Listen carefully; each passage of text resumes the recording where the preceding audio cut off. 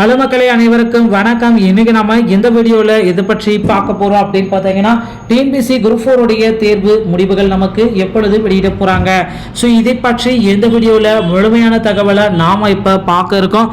So நம்ம சேனலுக்கு புதிவராக இருந்தால் ஒரே ஒரு சப்ஸ்கிரைப் அண்ட் பெல் மட்டும் கிளிக் பண்ண வச்சுக்கோங்க. நம்ம சேனலில் வர அப்டேட்ஸ் எல்லாமே மிஸ் பண்ணாமல் இருக்க இது மிக மிக அவசியங்க.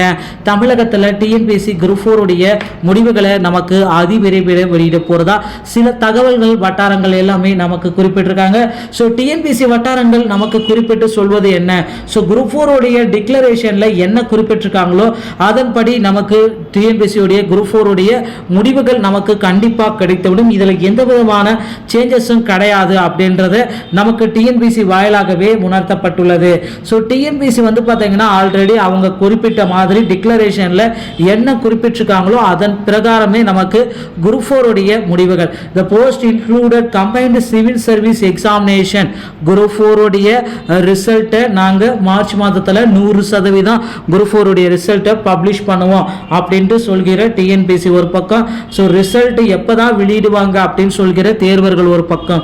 ஸோ இப்படி வந்து பார்த்தீங்கன்னா மக்கள் எல்லாருமே post included combined civil service examination group 4 சர்வீஸ்க்காக ரிசல்ட்டுக்காக வெயிட் பண்ணிட்டு இருக்காங்க. ஸோ டிஎன்பிஎஸ்சி வந்து பார்த்தீங்கன்னா மார்ச்சில் வெளியிடுவோம் அப்படின்றத குறிப்பிட்டு சொல்லியிருக்காங்க. ஸோ மார்ச் நாம கிட்டத்தட்ட 10ஆம் தேதியை நெருங்கி கொண்டிருக்கோம். ஆனால் ரிசல்ட் வெளியிட்ட பாடே இல்லைங்க. சார் ரிசல்ட் எப்போ சார் வெளியிடுவாங்க அப்படின்ட்டு ஒவ்வொரு தேர்வர்களும் கோடிக்கணக்கான தேர்வர்கள் எல்லாமே கேள்வி மேலே கேள்விகள் கேட்டுட்டு இருக்காங்க. ஏன்னா அடுத்த கட்ட நிகழ்விற்கு போகணும்.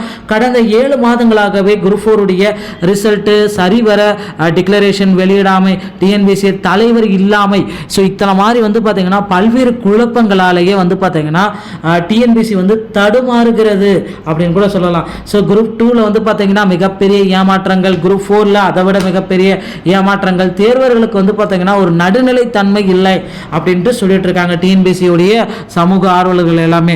ஸோ கண்டிப்பாக டிஎன்பிஎஸ்சி வந்து பார்த்தீங்கன்னா இனி வரும் காலங்களில் அந்த ஒரு தேர்வு முடிச்ச அடுத்த 2 மாதங்களில் ரிசல்ட்டை பப்ளிஷ் பண்ணுவாங்க அப்படின்றத நம்ம நிச்சயமாக எதிர்பார்க்கலாங்க.